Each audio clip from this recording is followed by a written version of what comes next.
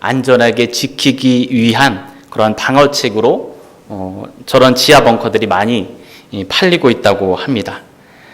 영상처럼 언제 있을지 모르는 전쟁을 대비해서 사람들은 목숨을 지키기 위해서 만반의 준비를 하고 있습니다.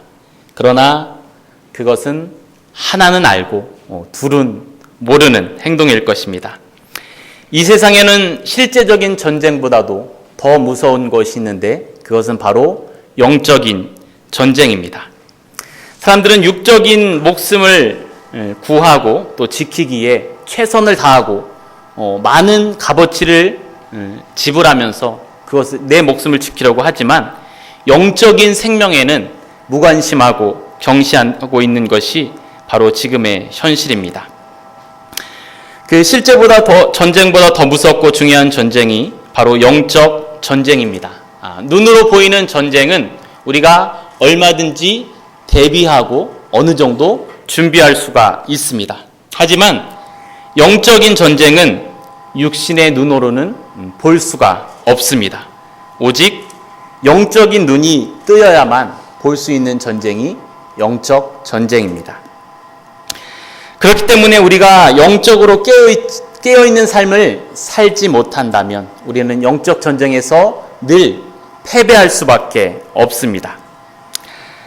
사단은 우는 사자처럼 항상 우리를 시시탐탐 노리고 있습니다.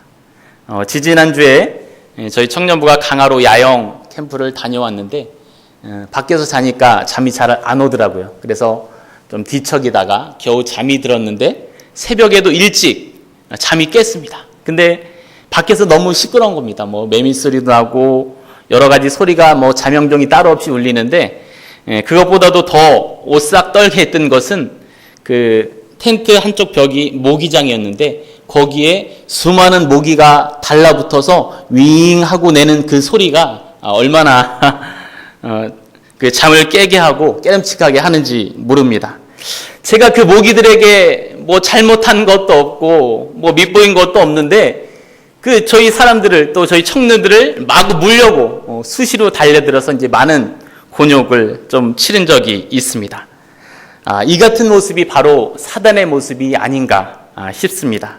언제고 우리의 상황과 또 어떤 형편에 관계없이 우리에게 달려들어 우리의 피를 빨고 우리를 넘어뜨리려고 하는 것이 바로 사단의 계략입니다.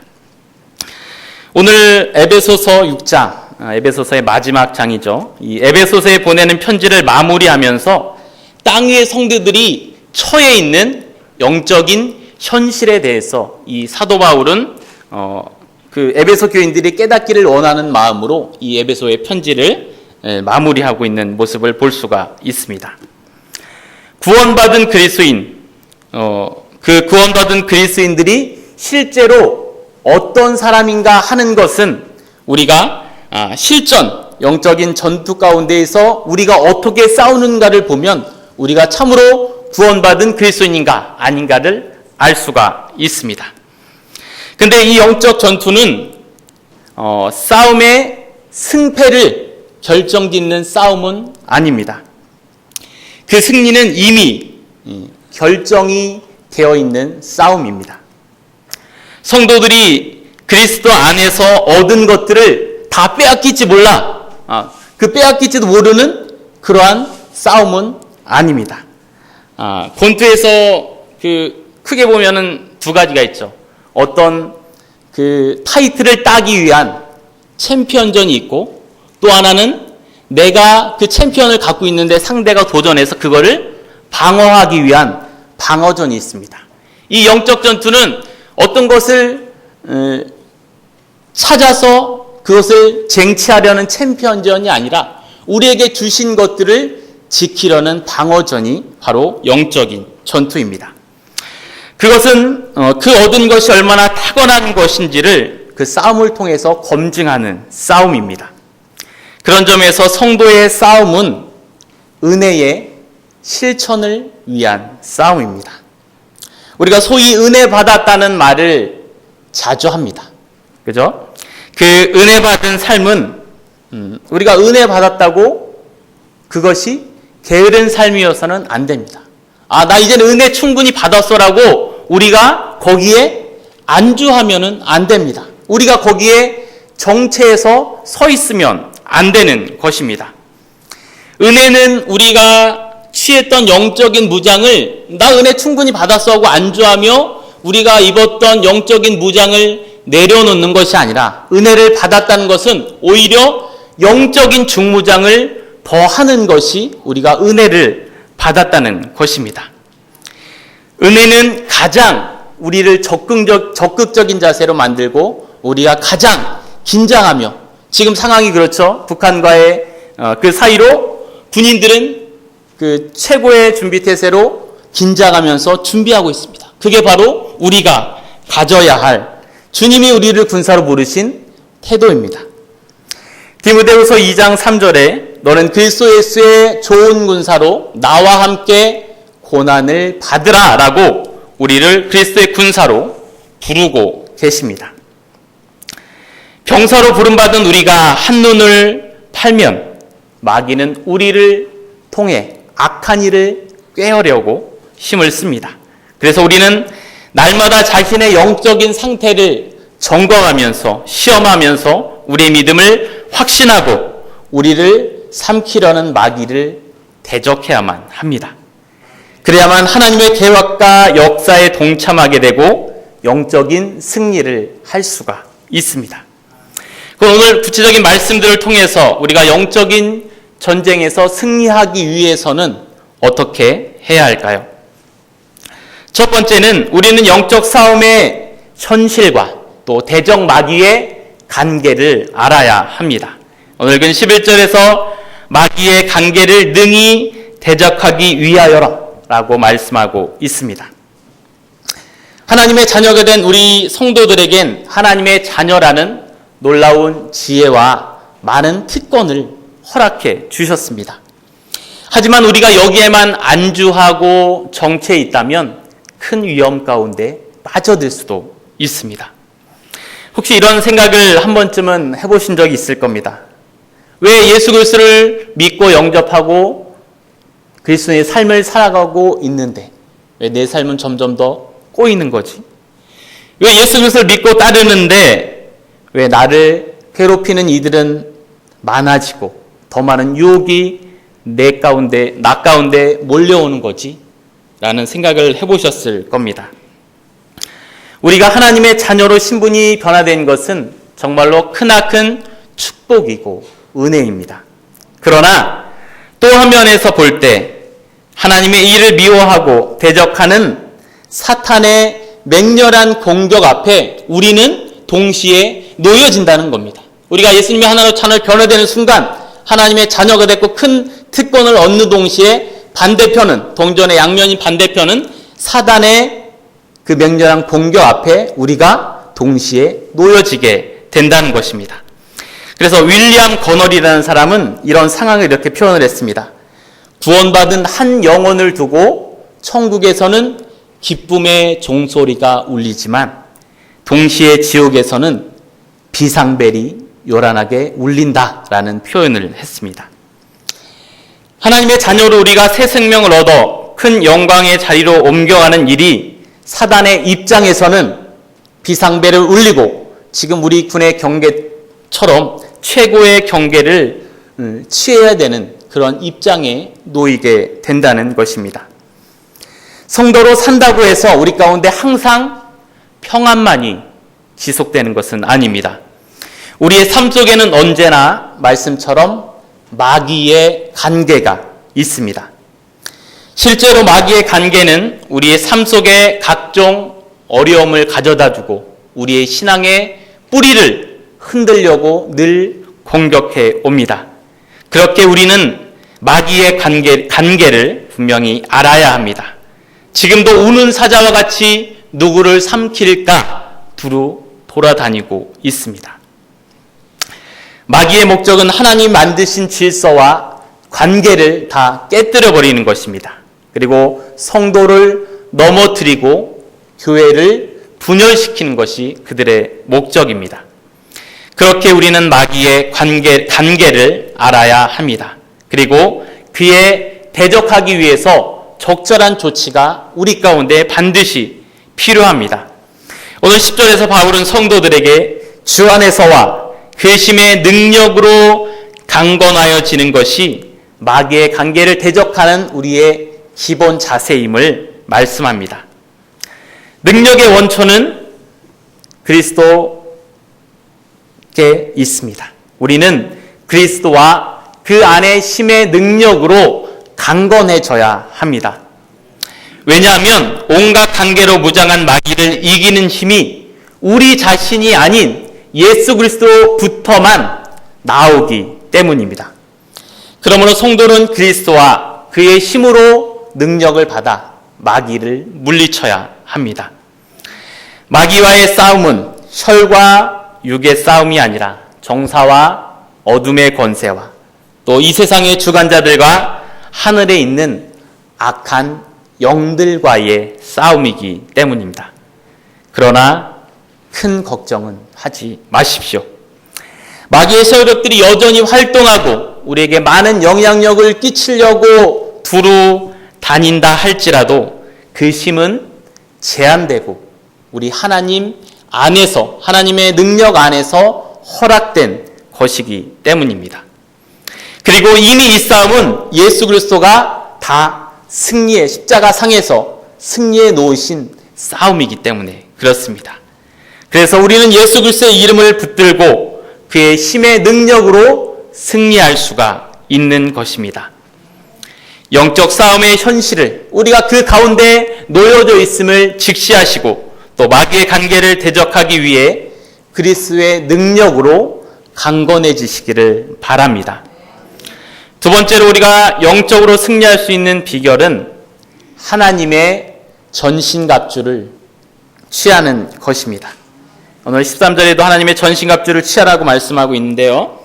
전쟁에 나가는 군사는 자신의 몸을 보호할 수 있는 갑옷을 입습니다. 오늘 바울이 여기서 의의 흉배, 허리띠, 그 다음에 평안의 복음의 신, 방패, 칼을 얘기하는 건데 이것은 당시에 병사를 빗대어서 우리가 영적으로 입어야 될 하나님의 전신갑주를 설명하고 있습니다.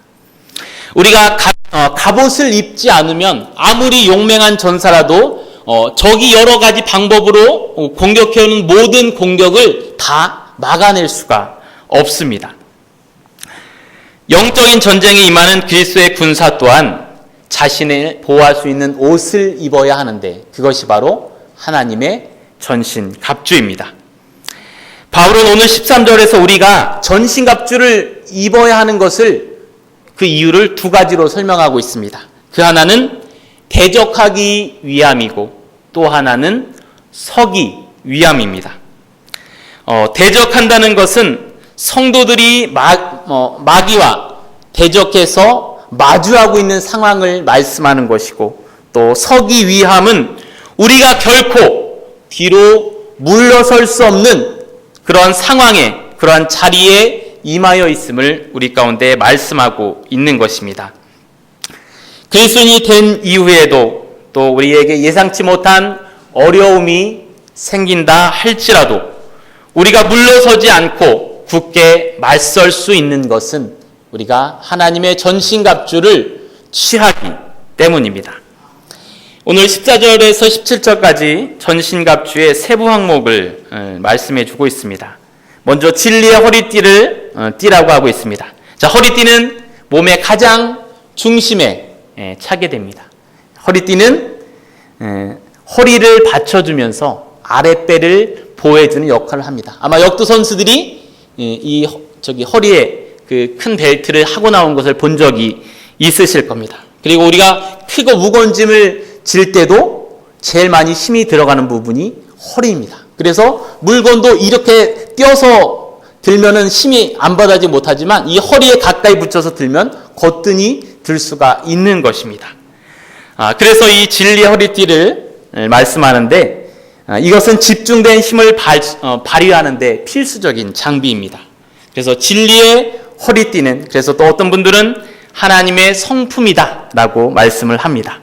우리는 우리의 허리에 하나님의 성품을 둘러야 합니다. 그것으로 내 허리띠를 삼아야 합니다. 내 중심으로 삼아야 합니다. 내 혈기와 내 능력이 아닌 하나님의 힘으로, 하나님의 성품으로 우리의 허리띠를 삼아야겠습니다. 두 번째 말씀하고 있는 것은 의의 흉배입니다. 흉배는 우리가 잘 아다시피 앞뒤로 가슴을 보호하기 위한 금속판입니다. 그리고 또한 의의 흉배 또한 우리의 영혼을 보호하는 필수 장비입니다. 근데 이 의의 흉배는 중요한 것은 여기서 의라고 나와 있는데 이것은 나의 의로움이 아니라 하나님의 의입니다. 내 의를 앞세우고는 이 의의 흉배가 전혀 힘을 발휘할 수가 없습니다. 내 의 가지고는 영적인 전쟁에서 백전백패할 수밖에 없습니다. 내 의가 들어가면 안 됩니다. 오직 하나님의 의를 힘입어 우리는 의의 흉배를 둘러야겠습니다. 세 번째로 말씀하시는 것은 평안의 복음의 신입니다. 이것은 하나님의 심정으로 전하는 복음 전도입니다. 다른 사람들과 더불어 평화를 누리고 우리가 또 말씀을 순종하여 다른 이들에게 나갈 때 그들은 우리의 평안의 모습과 말씀을 통하여 그들이 두르고 있던 무장도 해제하게 될 것입니다. 우리가 내 신발을 신고 가면 내 뜻대로 또 각자의 소견대로 갈 수밖에 없지만 하나님의 평안의 복음의 신을 신으면 우리는 하나님의 말씀대로 세상을 향해 평안의 복음을 전할 수가 있는 것입니다. 그 다음으로 말씀하시는 것은 믿음의 방패입니다. 오늘 16절에 보니까 능히 악한 자의 모든 불 화살을 소멸하고 라고 나옵니다. 당시에 이 방패에 물을 가득 먹인 방패는 그런 기름 화살이 이 방패에 붙더라도 이제 물에 많이 쟁겨놨기 때문에 그런 불 화살도 금방 꺼지게 하는 그런 역할을 했다고 합니다. 이 방패라는 것은 믿음의 방패는 그리스도인들이 입어야 하는 또 갑옷의 정점이라고도 할 수 있습니다. 왜냐하면 다른 모든 갑옷을 또 보호해주는 그런 역할을 또 할 수 있기 때문입니다. 우리의 삶 가운데 또 우리의 믿음의 삶 가운데도 의심과 두려움과 또는 죄책감과 분노와 원망이 다가올 수도 있습니다. 하지만 오늘 방패 앞에 믿음이 붙어 있는 것처럼 믿음의 방패, 이것처럼 하나님을 신뢰하는 믿음이 우리의 삶 가운데 최고의 방패가 되어질 것입니다. 그 다음 말씀하시는 것은 구원의 투구입니다. 잘 아시는 대로 투구는 머리를 보호하고 또 때로는 승리의 상징을 그 역할을 하기도 합니다. 이 구원의 투구는 하나님에 대한 확신을 말씀하고 있습니다. 현대인들은 죽음을 부인합니다. 또 죽음이 나와는 굉장히 멀리 떨어져 있는 것 같이 생각이 됩니다. 하지만 우리가 구원의 투구를 썼을 때는 그런 혼란을 일으키는 우리의 무뎌진 마음 가운데서 우리는 다시 한번 우리를 경책하고 또 정신을 차릴 수가 있게 되는 것입니다. 하나님에 대한 확신을 강하게 해야 합니다. 말씀을 깊이 알아서 우리가 어떻게 살아가야 할지를 우리는 알아야 합니다. 내가 하나님을 경험하고 말씀을 깊이 알아갈 때 우리는 그 구원의 투구를 우리 가운데 쓰게 되어지는 것입니다.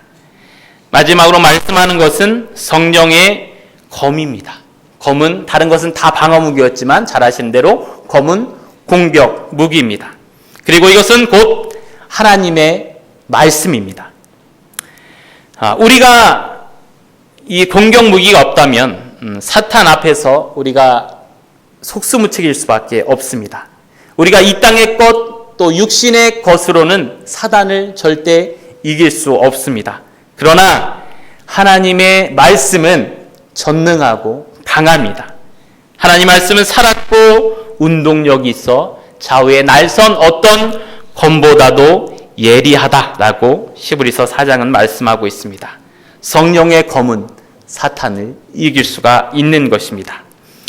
이것처럼 얘기했던 이런 하나님의 전신갑주를 취하여 영적 전투에서 늘 승리하시기 바랍니다.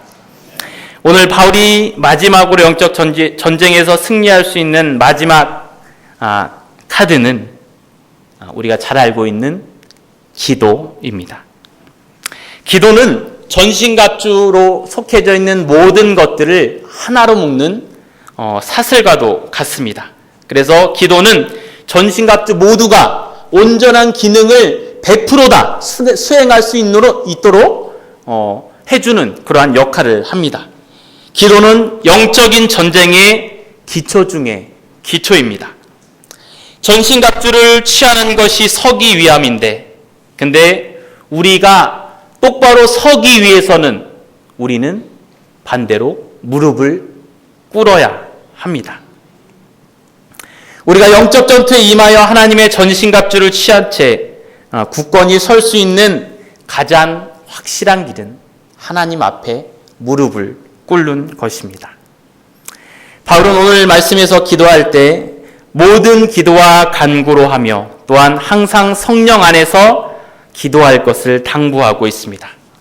모든 것을 기도하고 또 무시로 기도하는 것은 하나님의 주권을 인정하는 것입니다. 하나님, 오늘도 주님이 필요합니다.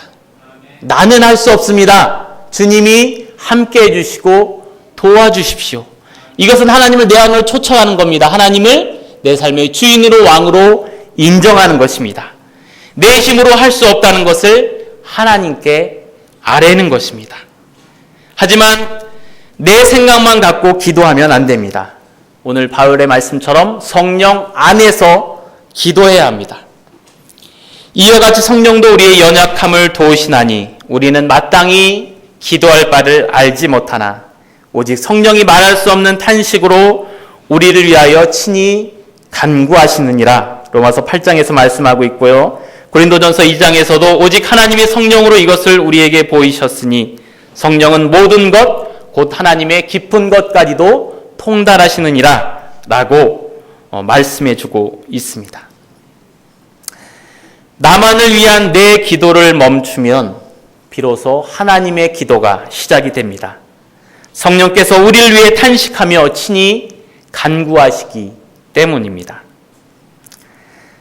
근데 바울은 여기에서 기도에 대한 한 가지를 더 덧붙여 우리 가운데 부탁하고 있습니다. 그것은 여러 성도를 위하여 기도하라 라는 말씀입니다. 이것은 영적 전쟁이 공동체의 성격을 지닌다는 것입니다. 우리는 나 혼자만 서서 그 마귀의 관계에 나 혼자 그냥 1대1로 서서 맞서는 것이 아니라 모든 성도들과 다 함께 연합하여 마귀의 관계에 맞선다는 것입니다. 우리 자신만 바로 서는 것이 중요한 것이 아니라 우리 성도들 모두가 다 같이 잘 서는 것이 중요합니다. 빌립보서 1장 27절에도 우리가 복음의 대적자들과 맞서서 서야 할 것과 또한 성도들이 신앙을 위해서 협력해야 함을 말씀하고 있습니다. 오직 너희는 글쎄 복음에 합당하게 생활하라. 이는 내가 너희에게 가보나 떠나 있으나 너희가 한 마음으로 서서 한 뜻으로 복음의 신앙을 위하여 협력하는 것과 무슨 일에든지 대적하는 자들 때문에 두려워하지 아니하는 이 일을 듣고자 함이라. 그러므로 우리는 서로를 위해서 기도하지 않을 수 없습니다. 우리는 모두 기도의 능력을 믿어야 합니다. 날마다 기도로 영적 전쟁을 준비하시고 또 승리하시기를 바랍니다. 영적 전쟁은 수많은 전쟁 중에서 가장 무서운 전쟁입니다. 나의 힘만으로는 절대 이길 수 없습니다. 영적 전쟁에서는 내 능력보다 관계가 중요합니다. 내가 혼자 싸우면 언제고 질 수밖에 없습니다. 하지만 하나님을 의지하면 하나님께만 단단히 붙어 있으면 하나님이 우리를 대신에 싸워주십니다. 예수 그리스도의 능력이 우리를 승리하게 해주십니다. 그러므로 하나님의 전신갑주를 날마다 잘 착용하시고 또 늘 깨어서 무시로 기도하고 또 내 옆에 성도들을 위하여 중보하는 것 잊지 아니하셔서 영적 전쟁에서 늘 승리하는 우리가 되었으면 좋겠습니다. 기도하겠습니다. 사랑의 주님 감사합니다. 우리를 하나님의 귀한 자녀로 불러주심을 감사를 드립니다. 우리가 하나님의 자녀로 우리의 신분이 변화되고 많은 권세가 우리에게 주어졌지만 그와 아울러 우리를 향한 마귀의 맹렬한 공격 가운데 우리가 놓여져 있음을 우리가 한시도 그것을 잊지 않을 수 있도록 주님 우리를 늘 깨워주시기를 원합니다. 하나님, 우리가 영적으로 이 어두워가는 세상 가운데 우리가 깨어있지 않으면 이 어둠의 세상의 문화와 가치들이 우리를 침범하여 하나님, 우리가 그것들을 더 따라가기 쉽삼임을, 우리가 그렇게 연약한 존재임을 고백합니다. 하나님, 그러기에 우리가 이 시간 하나님을 더 의지합니다. 주님이 필요합니다. 우리에게 지혜 주셔서 마귀의 관계를 온전히 파악하게 도와주시고 하나님의 전신갑주를 온전히 취하여 승리하게 도와주시고 무엇보다도 이 모든 것을 온전케 하고 영적 전쟁의 기초인 우리가 엎드려 무릎 꿇어 기도함으로 말미암아 우리가 온전히 설 수 있도록 우리를 인도하여 주시옵소서. 그러나 이 싸움 나만 홀로 서는 것이 중요한 것이 아니라 우리의 옆에 있는 형제 자매와 우리의 성도들이 같이 연합하여 서기를 원하고 그것이 또한 주님의 뜻인 줄 믿사오니